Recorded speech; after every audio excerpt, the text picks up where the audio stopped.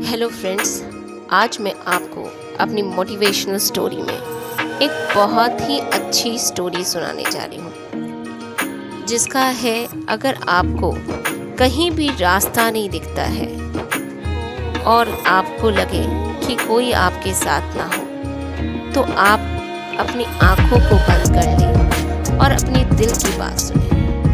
आप सोचें कि आपको कौन से लोग प्यार करते हैं। आप ये ना सोचें कि आप जिसको प्यार करते हैं वो आपको क्यों नहीं प्यार करता है, आपको वो क्यों नहीं मानता है, आपके लिए उसके पास क्यों नहीं समय है। अरे ये हर एक के जीवन में होता है। आज मैं आपको एक कहानी के द्वारा ये बताने जा रही हूँ। किसी ने बड़े कमाल की बात कही है कि आवाज़ ऊंची हो तो कुछ लोग सुनते हैं, लेकिन अगर बात ऊंची हो तो बहुत सारे लोग सुनते हैं। चलिए स्टार्ट करते हैं। एक छोटी सी कहानी, और यह कहानी एक लड़के की 24 साल का लड़का जो एक सेठ के यहाँ नौकरी करता था। उसके माँ बाप इस दुनिया में नहीं थे। जिंदगी बड़ी परेशानी में चल रही थी। वो जाता था रोजाना पैसे कमाकर घर जाता था और खाना बनाता था, खाता था और सो जाता था। उसने देखा कि उसने 4 चपाती और सब्जी बनाई, हाथ धोकर वापस आया, तब तक 3 चपाती बची। दूसरे दिन भी यही हुआ। तीसरे दिन भी उसने ध्यान रखा और चूहे को पकड़ लिया।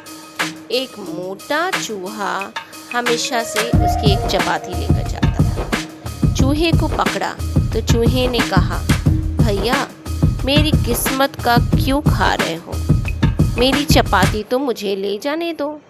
लड़के ने कहा, बेटा मेरे पास में ज़्यादा पैसा नहीं है, सिर्फ 4 चपाती बनाई है, इनमें से एक तुम ले जा रहे हो, तो मैं क्या करूँगा, मेरी ज़िंदगी ने मुझे बेहाल कर रखा है।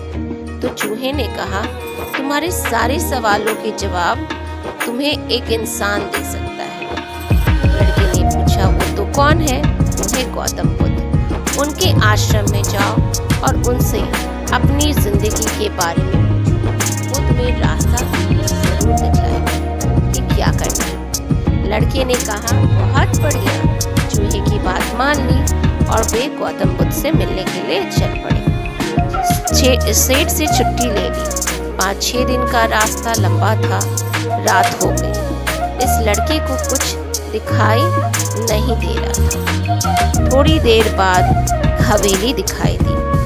वहाँ गया, जाकर शरण मांगी। हवेली की मालकिन ने पूछा कि बेटा कहाँ जा रहे हो? तो लड़के ने कहा कि गौतम बुद्ध के आश्रम जा रहे हैं और उन्हीं से मिलने जा रहे हैं। तो मालकिन ने कहा, बहुत बढ़िया जगह जा रहे हो, गौतम बुद्ध से हमारे एक सवाल का जवाब लेकर आना। अगर वो सवाल का जवाब दे देते हैं तो उस लड़के ने कहा, ज़रूर आपका सवाल पूछूंगा, बताइए। तो हवेली की मालकिन ने कहा कि बेटा मेरी 20 साल की बेटी है, जो 20 साल से एक शब्द नहीं बोल पाई है। बस उनसे पूछ लेना कि बेटी कब बोलेगी। ये बोलते बोलते उनकी आंखों से आंसू आ गए। लड़की ने कहा, माता जी आप मत परेशान हो, मैं जाऊंगा और आपके सवाल का जवाब ज़रूर लेकर आऊँगा। लड़का अगले दिन चल पड़ा। रास्ता बहुत ज़्यादा लंबा था। रास्ते में उसे बड़े बड़े पहाड़ मिले, ऊंचे ऊंचे पहाड़, बर्फ वाले पहाड़। उसे समझ नहीं आ रहा था कि वो उसे कैसे पार करेगा। ही रहा था कि वो उसे कैसे पार करेगा और बड़ी देर हो जाएगी पार करते करते। तभी उसे एक जादूगर दिखाई देता है जो वहाँ बैठ कर के तपस्या कर रहा था। जादूगर के पास गया। उसने बोला कि मुझे गौतम बुद्ध से मिलने जाना है। रास्ता तो बहुत ही परेशानी वाला लग रहा है, मैं कैसे जाऊँ, मैं इन्हीं पहाड़ों को कैसे पार करूँ? तो जादूगर ने कहा, गौतम बुद्ध से मिलने जा रहे हो तो मेरे एक सवाल का जवाब लेके आ जा, मैं तुम्हें फटाफट पहाड़ को पार करवा दूंगा। लड़के ने कहा, आपका सवाल तो बताओ। तो जादूगर ने कहा, मेरा सवाल ये है कि मैं हजारों सालों से यहाँ पर किसी पहाड़ी पर तपस्या कर रहा हूँ और स्वर्ग जाने के लिए मुझे समझ नहीं आ रहा कि किधर से रास्ता जाएगा, कब स्वर्ग आएगा। लड़के ने कहा, ठीक है, मैं आपके सवाल का जवाब लेकर आऊँगा। जादूगर ने छड़ी घुमाई और लड़के को पहाड़ के पार करा दिया। अब उसको मैदानी इलाका ले गए। वहाँ एक बड़ी सी लंबी नदी थी। लड़के के सामने फिर से समस्या आ गई। अब उसने सोचा कि अब मैं नदी कैसे पार करूँगा, मुझे तो कुछ समझ में नहीं आ रहा है कि मैं ये नदी कैसे पार करूँ। तभी उसे वहाँ एक बड़ा सा कछुआ दिखाई दिया। उसने कछुए से मदद मांगी और आपकी पीठ पर बैठा के अगर आप मुझे नदी पार करा दीजिए। कछुए ने कहा, ठीक है, जब नदी पार करा रहा हूँ तो तुम भी मेरा एक काम करना। बोला, क्यों? क्योंकि तुम गौतम बुद्ध से मिलने जा रहे हो। तो कछुए ने कहा, वाह, बड़ी अच्छी जगह जा रहे हो, मेरे भी एक सवाल का जवाब लेते जाना। तो लड़के ने कहा, आप भी अपना सवाल बताइए। तो कछुए ने सवाल में कहा कि मैं बड़े टाइम से 500 सालों से इसी नदी में हूँ और ड्रैगन बनने की कोशिश कर रहा हूँ। ड्रैगन कब बनूंगा ये बस पूछ कर आ जाना। लड़के ने कहा, ठीक है, मैं ज़रूर पूछूंगा जब मैं गौतम बुद्ध से मिलूंगा। लड़का पहुंचा आश्रम में। गौतम बुद्ध के पास प्रवचन चल रहा था। प्रवचन खत्म हुआ। गौतम बुद्ध ने कहा, हर कोई मुझसे सवाल पूछ सकता है, लेकिन सिर्फ 3 सवालों के जवाब दिए जाएंगे। अब लड़के के सामने समस्या थी, किसके सवाल को ड्रॉप करे और किसका सवाल छोड़े और किसका सवाल पूछे। उसने सोचना शुरू किया कि सबसे पहले उसको हवेली की मालकिन की नजर आई और ध्यान में आया कि उसे लगा कि अपनी बेटी का इलाज करा रही है। वो चाह रही है उसकी बेटी नहीं बोल पाती, उनकी आंखों में आंसू थे, उनका सवाल पूछना जरूरी है। दूसरी जो तस्वीर उसके दिमाग से नजर आई वो जादूगर की थी। जादूगर हजारों सालों से वहाँ तपस्या कर रहा है, पता नहीं कितनी मेहनत कर रहा है। बर्फ के पहाड़ों से तीसरी तस्वीर आई, वो कछुए की थी। उसने सोचा वो बेचारा 500 सालों से नदी में ड्रैगन बनना चाह रहा है, तो अभी तक नहीं बन पाया और तो मैं इसकी सवाल भी बहुत ज़रूरी है। फिर लड़के को अपनी तस्वीर नजर आई जो सेठ के यहाँ एक लड़का नौकरी कर रहा है और लड़के ने सोचा, मैं तो नौकरी कर ही रहा हूँ, खाना खा ही रहा हूँ, ठीक ही चल रहा है। तो इन तीनों लोगों की ज़िंदगी में बदलाव लाना ज़रूरी है, इन तीनों के सवाल को पूछना ज़रूरी है। इसलिए लड़के ने गौतम बुद्ध से तीनों के सवाल पूछे और गौतम बुद्ध ने जवाब दिया।